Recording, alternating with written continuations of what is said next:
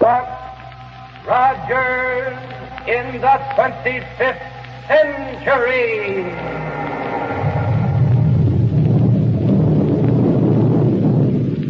And the shower of silver dollars from Popsicle Pete's Money Box.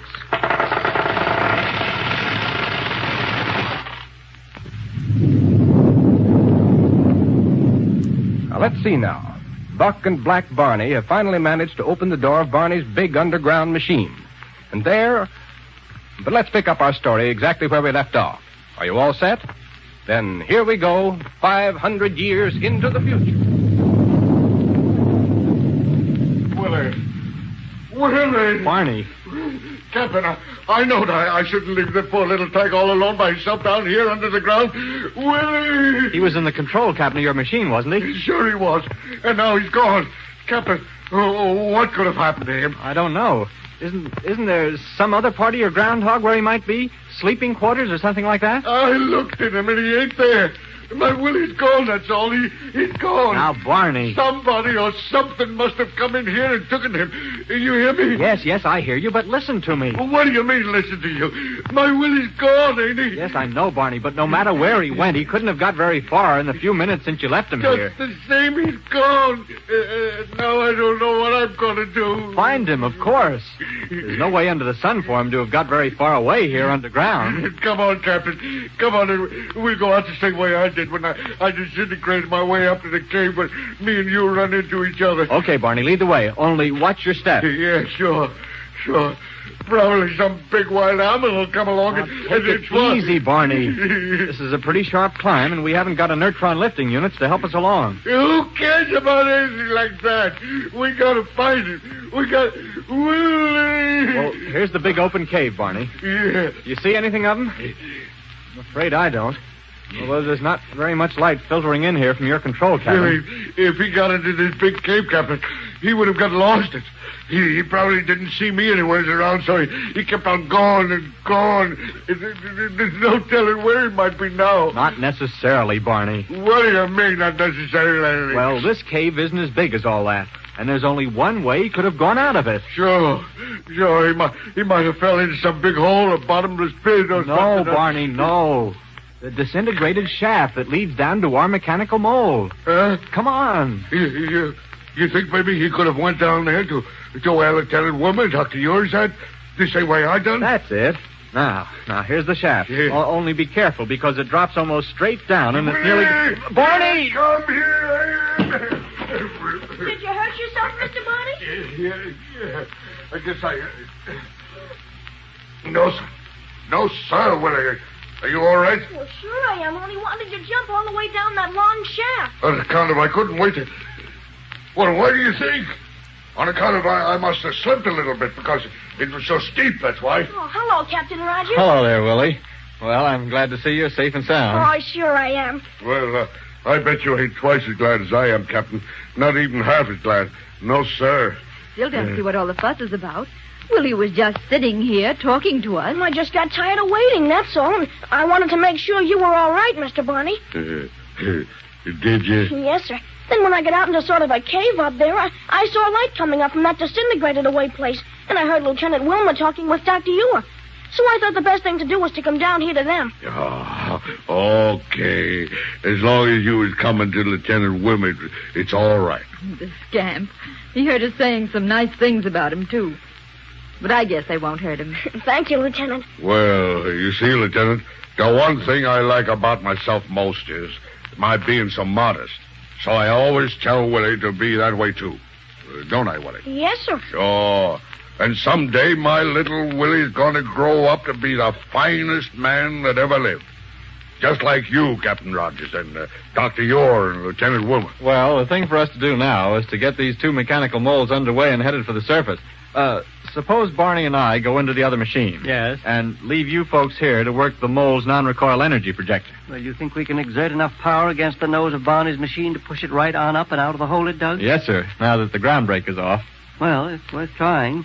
But how are we going to know if it works out all right? Well, we can keep in touch with each other by radio. Fine. Come on then, Barney. Yeah, yes, sir. You know, Captain, that machine you folks are using isn't as big as mine and all that sort of stuff. But yours looks real nice and compact. Well, we traveled a good many miles in it without any trouble. And did you find anything? Oh, plenty. But we can talk about that later, Barney. Yeah. Let's get into your control cabin. Yeah, you go right ahead and sit in the control seat. All right. You'll have to tell me how to work these various levers, though. Yes, sir. Only wait a second till I close this door. That makes enough noise for half a dozen metal doors. Yeah, good and loud, like it was real strong, huh? Well, yes. But now, how about these controls? All I can see on the board here are 3 levers. Well, this here one's the power control. Uh-huh. This one you use for steering from side to side. Yeah. And this one makes the nose of the groundhog go up and down. And that's all there is to it? That's all. Okay. Wait a second now while I turn on the radio unit. That I'll make a full report immediately. Oh, what's that? Splendid, Donald. Oh, the secretary to the president. Of course, I've only given you a quick picture of all we've discovered, but I'm sure the president will want immediate action. I'm sure he will. In any event, you will have Captain Rogers report to him in person as soon as you reach the surface. Yes. Huh? Signing off. Hey, wait a minute. Hello? Hello, Buck?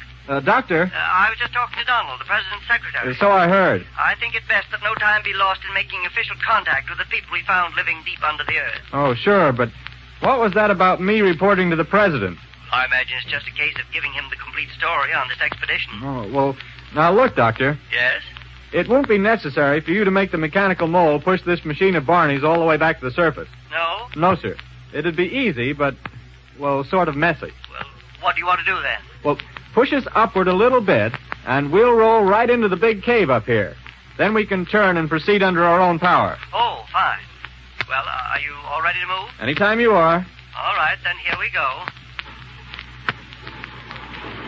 Everything all right? Yeah, we're moving straight backward. Good. I'll use a little more power here. Okay. Whoa, Doctor, whoa! Yes, Buck?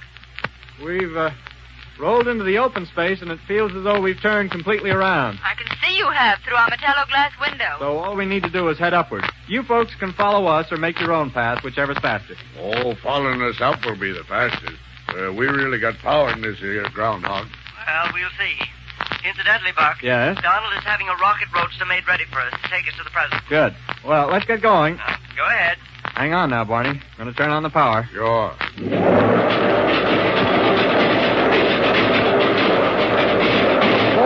this machine makes more noise than a boiler factory. Yeah. Sounds powerful, don't it?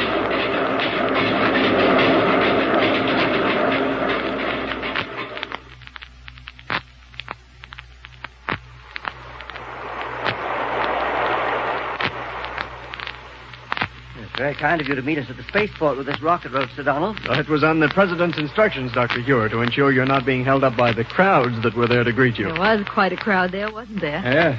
Say, I can't get over how quiet this rocket roadster seems after that groundhog of Barney's. Was it as bad as all that, Buck? Boy, you never heard anything like it. But Barney says it makes it sound powerful, and that's all he cares about. It seems almost strange to be up on the surface again, doesn't it? Yeah, kind of good. Much as I like the president, though, the kind of a meeting we're going to always embarrasses me. Why, Buck? Well, you know what it means. Wonderful expedition, great discoveries, marvelous scientific achievement. Oh. Why you should want Wilma and me around is more than I can see. Right, Doctor. Any credit belongs entirely to you. Well, if I may say so, I believe the president has a great deal more than just that on his mind. Really? What? Oh, he'll want to tell you himself. Now, there's his private landing platform just ahead of us. Hang on, please. We're landing.